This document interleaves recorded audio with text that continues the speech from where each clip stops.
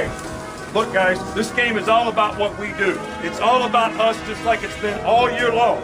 All right, so you got to focus and not get the external factors have any factor on how you focus in this game. You want to focus on the things that have made us good all year long, which is discipline to execute and do your job, play with relentless effort and toughness for 60 minutes in the game, no matter what the circumstance in the game is, and an intensity that they can't match. Now, you guys talk about respect all the time.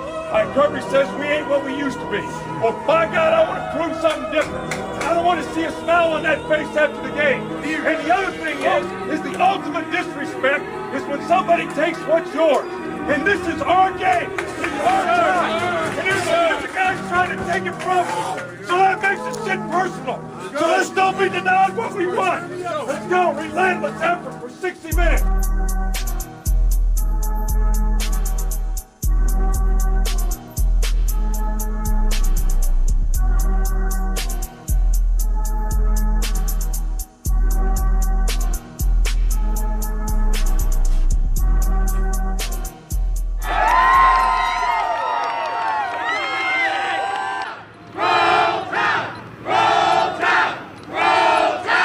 Saban, what was your determining factor to change your mind and come here to Tuscaloosa?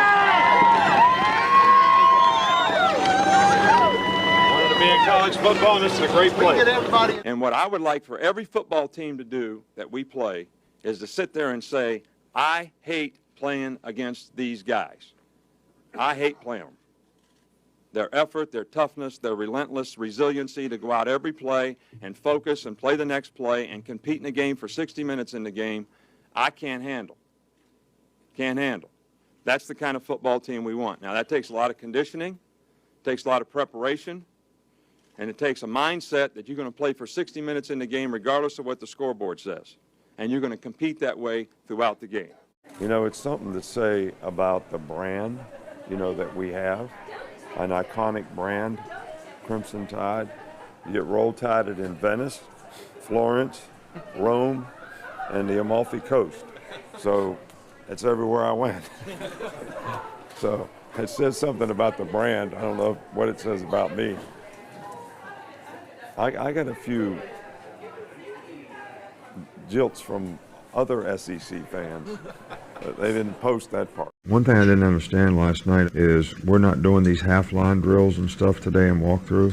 We are, yeah, this morning. So we didn't show them the organization of that last night? We sent it out to them.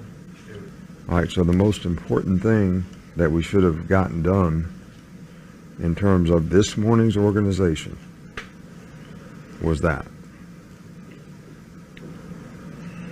If we go out there today and it's 4 minutes of explaining how to do the drill rather than doing the drill, then, we kind of missed the target. Everything should get explained and shown to a player in the meeting. Then it should get walked through. All right, then we actually have practice, whatever. And then it eventually ends up in some kind of group period, then a team period. All right, then we can go do it. But, it's about 5 different opportunities for them to learn how to do it, but it starts with showing them in the meeting.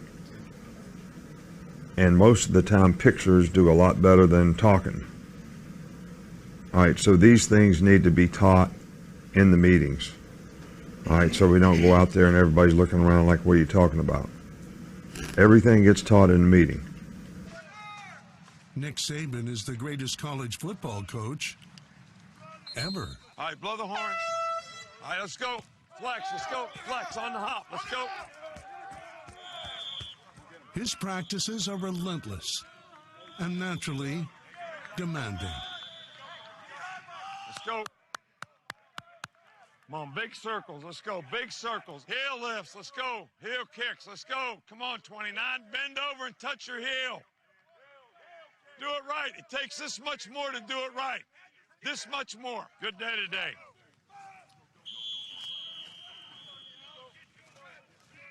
You all right, 3? What are you making that ugly-looking face for?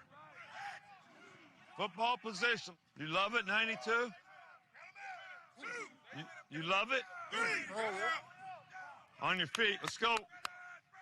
All right, let's go. We got stiff arm. Let's go. Stiff arm, 2-on-1. Let's go. Break down the stiff arm. Get the ball out. The hand is down here, then you can punch it out the back. Come on, somebody got to get a ball out. Let's go. Tony, when are we going to learn how to do the drills? Let's go. Give me a guy on the edge. Give me a guy in the middle. Let's go. Come on. Get your butt down. Set. Go. That's it. That's it. Good strong punch. Feet inside your shoulders. The last two guys is the only two guys that didn't do it right. Fast. You got to run fast and wrap the guy up. All right, let's go. Come on. You want to guard me, 3? I got something for your ass now. That's it. Don't run out of bounds. That's it, 3. Good job. 2 hands, man. 2 hands while you're learning. Just like bicycle. When you learn how to bicycle, you did 2 hands before 1. Leverage, leverage. Ball out, ball out. Blow the horn. Let's go. Individual. Let's go. Hustle up. You don't want none of this. And when Nick Saban's team is up by 52 points with 8 seconds left, mental errors are still unacceptable. Hey, nickel, nickel. Pony, nickel, nickel, nickel, nickel, nickel, nickel, nickel, nickel, nickel, nickel, nickel, nickel, nickel. Timeout! Timeout! Timeout! Will you pay attention? We're going to nickel. They sub late. Damn, man, you guys got no poise. This was a non-play. It was a touchback way in the end zone, and guys still got involved. The result of the play is a touchback. After the play was over, unsportsmanlike conduct, number 31 of the kicking team. It's Keaton Anderson. Riley incredulous. Well, he called it on the unsportsmanlike conduct foul was on number 31 of the receiving team. After distance for the goal. He called it actually on Oklahoma, but it is on Alabama, Keaton Anderson. You see it in the middle here. Right here, 31. That's completely mindless play there on a touchback. And it backs the offense up to the 12-yard line.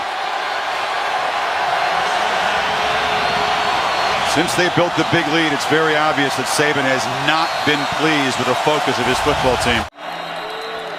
Say timeout. There's a penalty, I believe. Is there an illegal substitution? It looked like by Alabama. Yes. Defense. Oh, Saban will be onside. This does not happen. You see that? Kirby, how can this happen? We play with 11 men. What are you thinking about? Well, I tell you, not only is he's frustrated there with Dixon, but you know this, 3rd and 10 versus 3rd and 5 against Denard Robinson's a different deal. Oh, you got that right. We have about 5 choices, in our life. We can be bad at what we do. We can be average at what we do. We can be good at what we do, which probably is God's expectation for whatever ability He gave us. Or we can be excellent, or we can be elite. And everybody has a choice as to what they want to do and how they want to do that. But if you're going to be excellent or elite, you got to do special things. You have to have special intensity. You have to have special focus. You have to have a special commitment and drive and passion to do things at a high level and a high standard all the time. And it doesn't matter what God-given ability that you have. That probably can make you good. But without the rest of it, I'm not sure you ever get excellent or elite. And 10 for Alabama, leading by 14. Hurts to the air. Going for Ridley. Threw it behind the line. Ridley couldn't hang on. It's a good thing that he didn't catch the football. He would have lost a handful. Mike Edwards hit him right as the ball arrived. Boy, Nick Saban is livid, guys. He wants his quarterback to push that ball vertically. And look at the play. They're trying to fake a little screen underneath. O.J. Howard is out on the boundary. That's a perfect opportunity to throw it to O.J. Howard and hold him up in the zone. Look at Nick Saban. You've seen that face before, I've seen it one too many times. The key to it is 7. He's the guy that we're really trying to get free. You see, 20's not even rushing the punt. He's making sure that they can't block down on 7. 28 is eating this guy up. All right, so 22 stemming over, so that uses up a shield guy.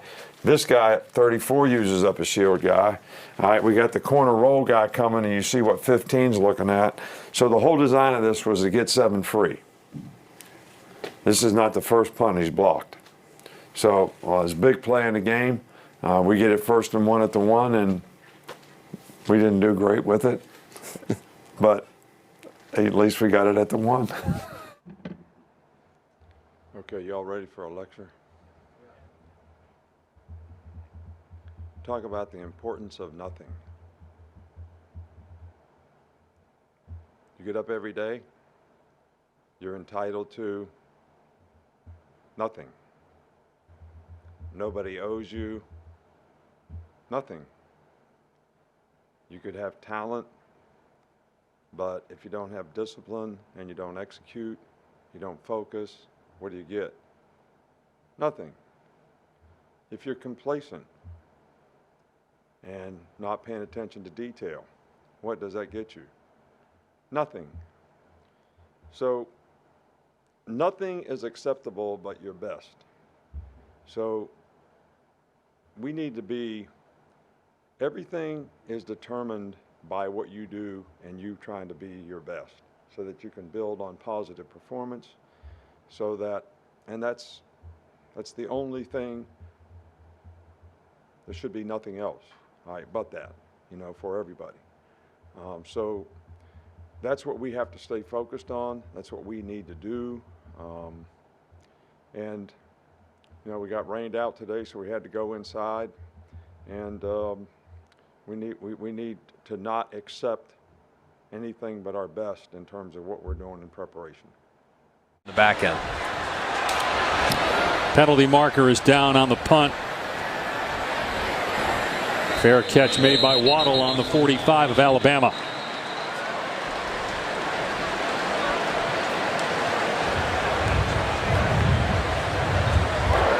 Offside, number 1 defense lined up in the neutral zone. The 5-yard penalty results in a first down. Yeah, and that's going to drive Nick Saban crazy, right? Because it's the little things here. You got a 48-0 lead.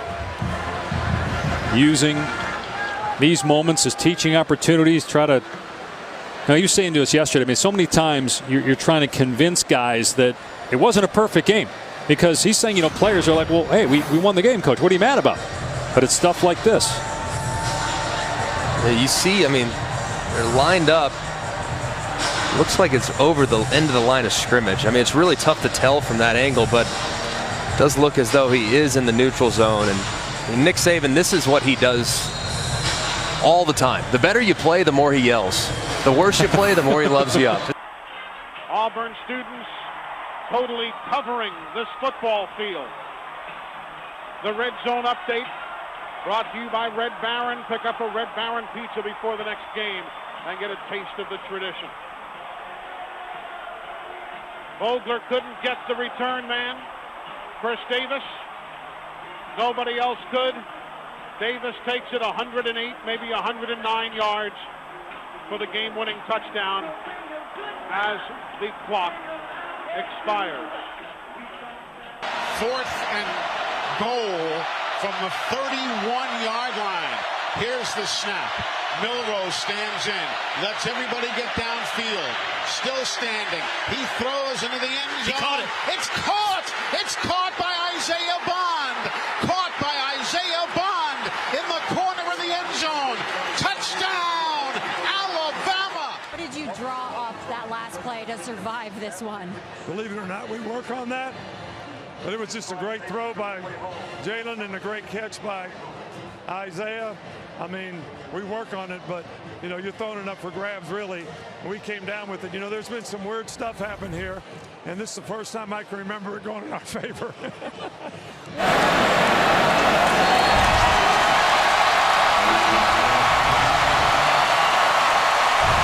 How about Nick jumping into his arms? How about that?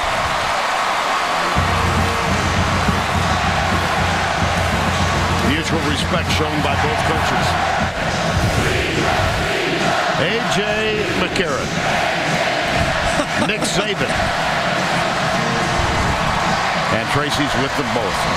Well, let me start out. We just saw the embrace between the two of you. Take us through that and why that was so special. You know, because this is such a big game for us. And Coach told us this was going to be a huge game. It's our toughest opponent so far. We had to play a 60-minute ball game, and Coach is like my second dad, so I love him to death. So, Coach, I hear there's a ritual that you take players out tubing on this boat. Can you talk about that a little bit? Anytime a new player comes in the program, the day before we start fall camp, we have all the new players come. You can go 1 on each tube, or you can go 2 on each tube, but you 2 guys go first. And they all have to go tubing, skiing, something in the water. The challenge to me as the driver is to dump them.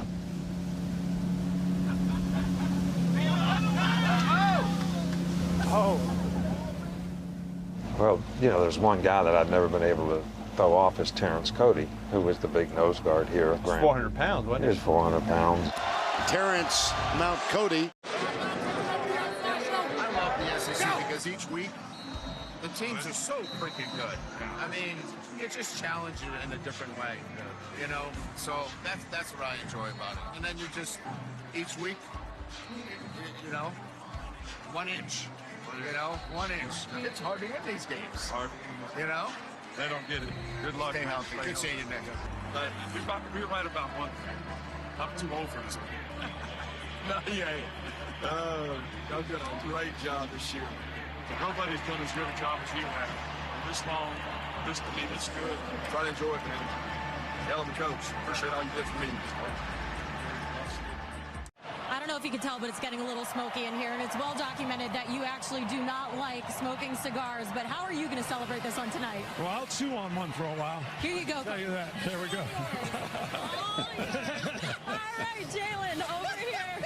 He's going to chew on it tonight. I don't know what you're going to be doing, buddy.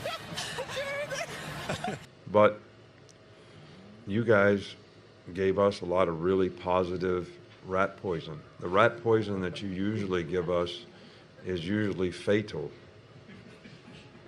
But the rat poison that you put out there this week was yummy. Coach, how are you, sir? Well, Pee Wee, I've been wanting to talk to you all week, man. I mean, we got to firm up the pocket. We're setting too soft. We're getting pushed back in the middle. All right, everybody thinks we can't hold up against the blitz, but they're sacking us with 4-man rush, 1 3-man rush. Only 1 sack came off of a pressure, so I wanted to ask you what the hell's going on. Well, I believe you covered it all right there, Coach. People are more apprehensive about being leaders than they've ever been before because they're worried about what everybody thinks. The greatest example is you ask one of your players, you got to get up in front of 1,000 people and give a speech. You're going to be nervous and anxious? He's going to say, hell yeah. Why is that? Because you're afraid of what everybody out there thinks of you. Well, if there was a player in Las Vegas who was drinking at 3 o'clock in the morning with his buddies and his girlfriend, and somebody would have taken his keys away, probably would have pissed him off, probably would have made him mad, probably wouldn't have thought very much of you for doing that. But would he be better off now? Or is he better off where he was, going 156 miles an hour and running the ass into somebody and killing them? And he's in jail. And he doesn't have a career anymore. And he's a good kid. And he never had one problem on our team in Alabama. So what kind of friend were you? What kind of leader were you when you allowed the guy to do it? But nobody wants to do that because they're afraid of what somebody's going to think of them. Dogs. Keeps it right, the right time, touchdown! Back and listen to the crowd. It is crazy. So is he. Shows you his jets. Don't block that guy. Block the guy on the edge, and here comes the quarterback right at you, perfectly read. Untouched. You think Nick Saban noticed that wasn't the way he wanted to play? At one point in the game, you were kind of getting an earful from Coach Saban. When he gets hot like that, do you have a strategy for kind of getting through it? Are you trying to have a conversation with him when he's like that? Do you just say nothing, or how do you handle it? Nah, obviously, you got to ask questions because you got to see what he wants so you can make the adjustment on the field. So when he came to me, I actually was jogging off the field. I'm like, dang, boy, he looked mad. Boy, he finna give it to somebody. And then I'm like, oh, it's me. So, like, when he was saying that, he was telling me to time up the blitz on the motion. And I know y'all seen, like, how many times do I have to tell you? You know the word. But, like, when he said that, it was kind of like one of those things that you just have to not hear how he's saying it, but you have to hear what he's saying. And, it's another thing when you look at it as far as never knowing when the camera's on you and being coachable. And I feel like the relationship that I have with him, he knows that I can take coaching like that. And it's hard coaching. And when you choose to come here, you never know when he could chew you out. And like people always say, you should be worried when he's not saying something. On 3rd down and 8, and now whistles blow. And Mississippi State took a timeout. Well, they know they may not have this many opportunities down in the red zone. They don't want to let one slip away. 6:54 remaining first quarter. Nick Saban not happy with his team, but he does have the lead, 7-0. On first down. Yes, he does. McElroy off his back foot. Oh, my gosh. Colin Peak was not even looking. Oh, is Urban in McElroy's face. Excuse me. Is Nick Saban in Greg McElroy's face on this one. Nick Saban was irate with this decision by his quarterback. Kelvin Shepard just waited for the ball to get there. His first interception of the year. And LSU on the road will take a knee. Watch Nick on this play. Oh, man. Right at his quarterback. At the time. James Smith centers it. Butch Riley holds it. Jonathan Phillips misses it. 3 minutes, 48 seconds. Yeah, you help it, Nick. Push that baby out of the way. Damon Harris said after the game that if anybody says Alabama can afford to win this game, they just hadn't played, lose this game, they haven't played sports. Do you expect, it's a big game obviously, but do you also expect kind of competitive fire that you can't let, that won't let that mindset creep in? Well, that's certainly not the mindset that we want. This is a big game for us. It's an opportunity to win the SEC championship, which to me is a very, very significant accomplishment. And we hold that in very high esteem, having the ability to do that, having the opportunity to do it, having the ability to play for it, and to think that, you all put everything about the playoffs, man. That's all you care about. You don't care about any bowl games. You don't care about any teams in the country that aren't in the playoffs. I don't know if we don't win this game. Maybe we throw a stink bomb out there. Maybe we don't get in the playoffs. I don't know. You guys got all the answers to all that, but I don't. All right. All I know is if we play and we play well, we control our own destiny in terms of what we do. So I'd really rather not have any more questions about, is it okay to lose this game? It's never okay to lose a game.